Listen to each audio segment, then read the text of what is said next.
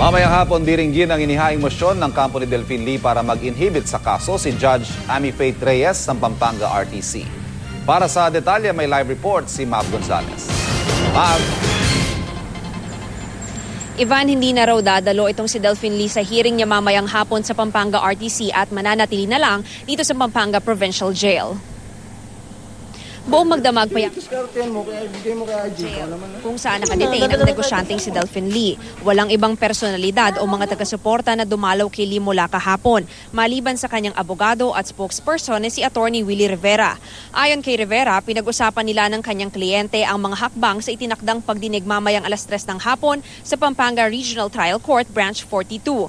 Isa na rito ang hindi na pagdalo ni Lee sa hukuman. Ang kanilang motion for inhibition naman kasi kay Judge Amy Faith Reyes ang tatalakayan sa korte at hindi pa ang arraignment para sa isinampang syndicated estafa case laban kay Lee.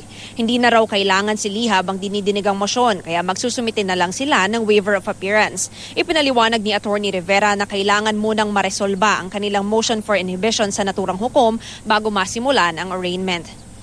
Ivan, hanggang ngayon naman na mahigpit pa rin ang seguridad dito sa Pampanga Provincial Jail at maski tayong mga miyembro ng media ay hindi muna pinayagan na makapasok doon sa loob ng kulungan. Ivan?